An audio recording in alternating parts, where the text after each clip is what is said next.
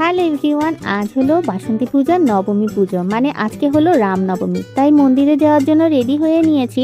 এদিকে হাঁটতে হাঁটতে মন্দিরে পৌঁছে গেলাম। মন্দিরে গিয়ে দেখি পুজো শুরু হয়ে গিয়েছে আর অনেকেই পুজো বসে দেখছি। উঠে পড়েছি মন্দিরে উঠে দেখি পুরোহিত মশাই আরতি করছে, মানে নবমী পুজো শেষ। এবার অঞ্জলি দেওয়ার জন্য প্রস্তুত করছে সবকিছু। ভাগ্যি সময় মতো এসে অঞ্জলিটা দিতে পারবো সেই ভেবেই মনে খুব শান্তি লাগছিল।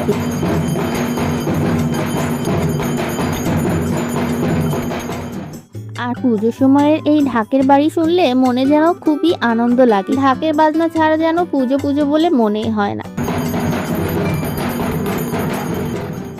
এবারে অঞ্জলি দেওয়ার জন্য সবাই দাঁড়িয়ে পড়েছি আর পুরোহিত মশাই সবার গায়ে শান্তি জল ছিটিয়ে দিয়ে প্রথমে ভেবেছিলাম বেশি একটা ভিড় হবে না, আর পরে মন্দিরে এসে দেখছি অনেক ভিড় হয়েছিল।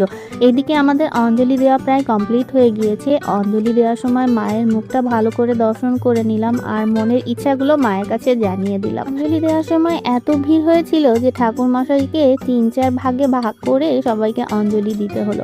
অঞ্জলি দেওয়া শেষে এবার এখানে এসে একটু বসে রয়েছি, তারপরে প্রসাদ নিলাম। চরণামৃত আর প্রসাদ খেয়েই মায়ের সাথে কিছু ছবি ভিডিও তুলে নিয়ে বাসায় চলে যাওয়ার প্রস্তুতি নিচ্ছিলাম। এমন সময় পুরোহিত মশাই বলল, এখনই বাসায় চলে যাবে, আর একটু পরে যে নবমীর ভোগ হবে, ভোগটা দর্শন করে যাও।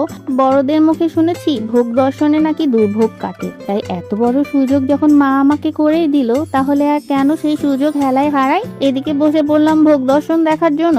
ওইদিকে পুরোহিত মশাই যজ্ঞ করার জন্য সমস্ত কিছু আয়োজন রেডি করে নিচ্ছিল আর আমি বসে বসে পুরোহিত মশাইয়ের যজ্ঞ করার সমস্ত নিয়ম কানুনগুলো দেখছিলাম। যজ্ঞ করা দেখছি আর মনে মনে ভাবছি, আজকের এই পূজাটা হলেই তো আমাদের 12 মাসে 13 পার্বণ কমপ্লিট হয়ে যাবে। এই বছরের মতো এখানেই সমাপ্তি। পরের বছরে আবার পহেলা বৈশাখে গণেশ পুজো দিয়ে শুরু হবে আমাদের বছরের প্রথম পার্বণ। এই ভাবতে ভাবতেই পুরোহিত মশাইয়ের যজ্ঞ করা কমপ্লিট হয়ে গেল।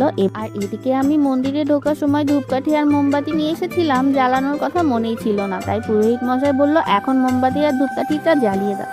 তো আমি মোমবাতি ধূপকাঠি জ্বালিয়ে মায়ের সামনে আরতি করে নিলাম। ছেলেকে নিয়ে গেলাম বাবা ভোলানাথের কাছে মোমবাতি আর ধূপকাঠি দিয়ে আরতি করার জন্য। ছেলের আরতি করা শেষ হলে এবারে মায়ের কাছে এসে বসে দুজনে মিলে ভোগ দর্শন করে নিলাম। এদিকে পুরোহিত মশাই এখন মায়ের আরতি করছে। আরতি দেখে এখন বাসায় চলে মায়ের আরতি করা দেখছিলাম। আর এদিকে আজকে শেষ পুজো ভেবে দু চোখের কোণায় 2 ফোঁটা জল এসে জমা হলো। আজকে রাতটা পেরোলেই মা আমাদের ছেড়ে চলে যাবে আমাদের ছেড়ে, কিন্তু আবার শরৎকালে আসবে ভেবে মনটা বেশ খুশি খুশি লাগে। এদিকে আমাদের পুজো দেখা, ভোগ দর্শন, প্রসাদ নেওয়া সব কমপ্লিট হয়ে গিয়েছে। এখন বাসায় ফিরে যাচ্ছি। Tata, bye bye.